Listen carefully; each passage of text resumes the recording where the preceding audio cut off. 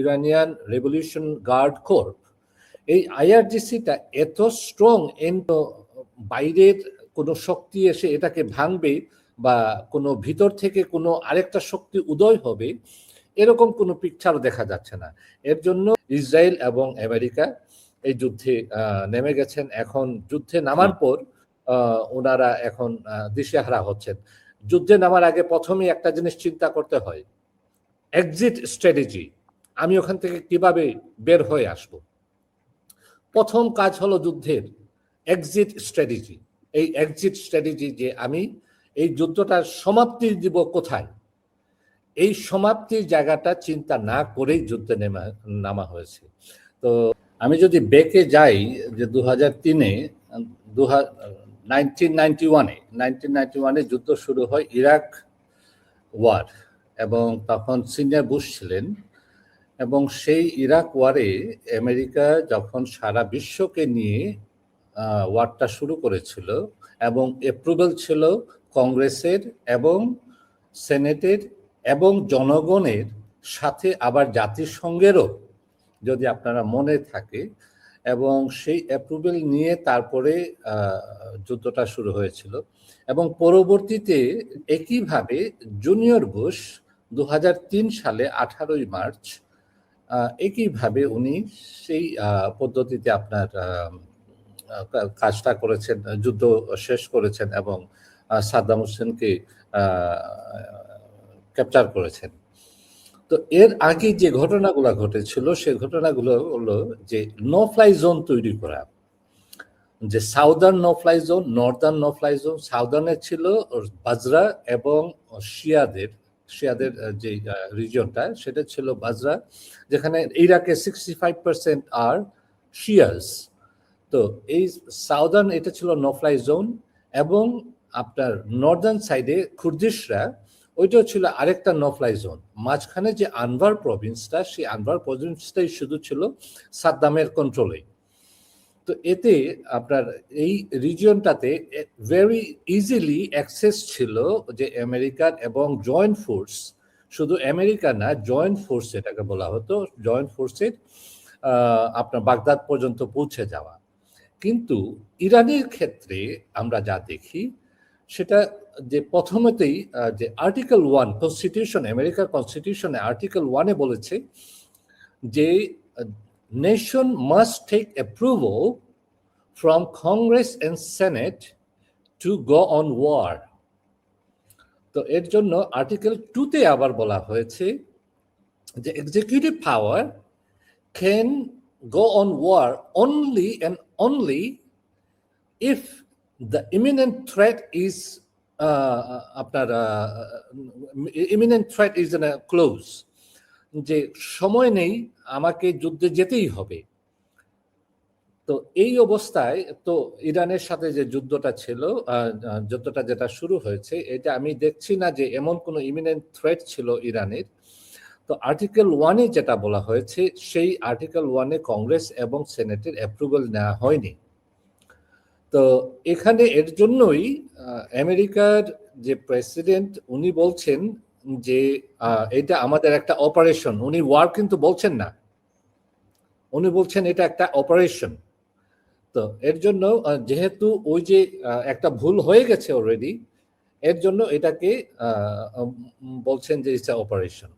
তো এখন যদি আমরা দেখি যে ইরানের যে boots on the ground means যে সৈন্য পাঠানো, যে ইরানের ভিতরে সৈন্য পাঠানো, এটা কতটুকু সাকসেসফুল হবে ইরানের ক্ষেত্রে, কারণ যে ইরাকে যেভাবে 3টা গ্রুপের একটা দ্বন্দ্ব ছিল, শিয়া ছিল, সুন্নি ছিল, কুর্দিশ ছিল, এবং একে অপরের সাথে তারা একে অপরকে দেখতে পারত না,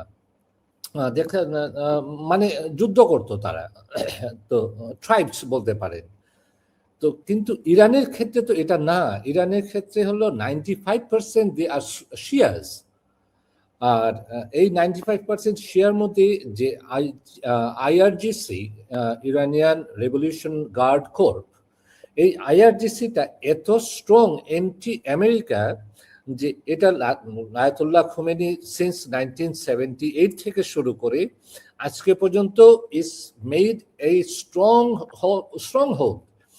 তো এখানে আপনার কোনো বাইরের কোনো শক্তি এসে এটাকে ভাঙবে বা কোনো ভিতর থেকে কোনো আরেকটা শক্তি উদয় হবে, এরকম কোনো পিকচার দেখা যাচ্ছে না।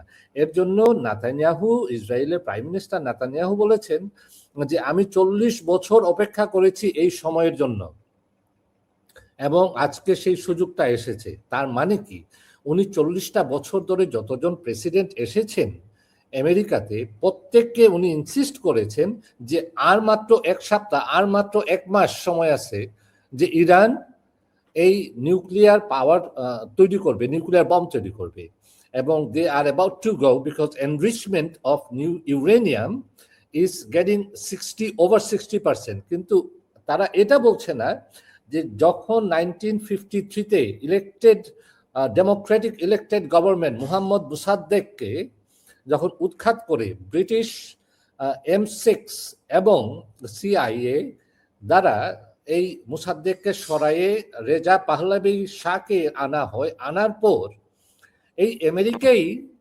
নিউক্লিয়ার প্রজেক্টটা শুরু করে 1956-এ, 1956, 1957, 1958, এবং 1958-এ তারা ঠিক 70 to 80% এনরিচমেন্টে চলে যায়।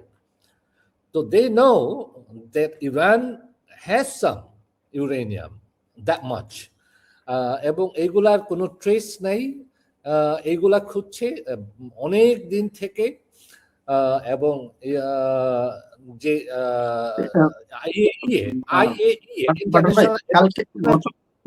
গতকালকে মেবি ডোনাল্ড ট্রাম্প যেটা বলেছে যে আমেরিকা এই মুহূর্তে ইরানের ইউরেনিয়াম দখল নেওয়ার কোনো চিন্তা ভাবনা করতেছে না, তাহলে কেন তারা এই যুদ্ধে জড়াবে?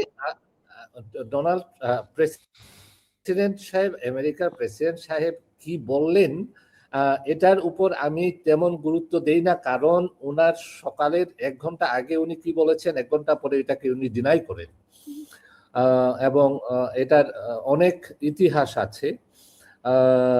উনি অনেক সময় উনি ইনফরমেশন জেনেও না জানার ভান করেন, এবং আবার অনেক সময় উল্টাপাল্টা কথা বলে সোশ্যাল মিডিয়াতে আরো ভাইরাল হওয়ার চেষ্টা করেন। আমি জানি না যে আমি গত এই 40-45 বছর অনেক সিন্স জিমি কার্টার, তারপরে রিগান, তারপরে সিনিয়র বুশ, তারপরে আপনার ক্লিন্টনের পরে তারপর যে জুনিয়র বুশের পরে আপনার ওবামার পরে বাইডেন, এই যে এতজন প্রেসিডেন্ট, কিন্তু উনি ওনার মতো এরকম আমি প্রেসিডেন্ট আপনার দেখিনি, যে কথার মধ্যে যে একটা প্রফেশনালিজম, সেই প্রফেশনালিজমটা আমি পাইনি ওনার।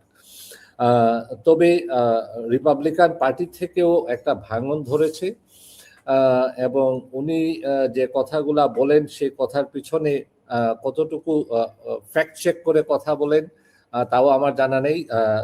তবে যেমন Marco Rubio, secretary of state, উনিও কিন্তু এই ইয়েতে যুদ্ধে তেমন সায় দেননি, কারণ উনি যেটা চেয়েছিলেন যে কিউবাকে আগে রেস্কিউ করার জন্য, কিউবাতে আগে যাওয়ার জন্য, নট ইন ইরান। আবার হেক্সেট, যে আমাদের যে সেক্রেটারি অফ ডিফেন্স এবং সেক্রেটারি অফ ওয়ার যিনি, ওনার কথাবার্তায়ও সেই একইভাবে দেখা যাচ্ছে যে উনি ফলো করছেন প্রেসিডেন্ট ট্রাম্পকে। প্রেসিডেন্ট ট্রাম্প যাই বলেন উনি এটাকেই আবার সমর্থন দিয়ে এটাকে আরো শক্তিশালী করতে চান। তবে আমি একটা কথা বলতে চাচ্ছি যে দেখেন, সিন্স যখন 13 জুন গত বছর যুদ্ধ শুরু হয়, মাত্র 12 দিন যুদ্ধ হয়।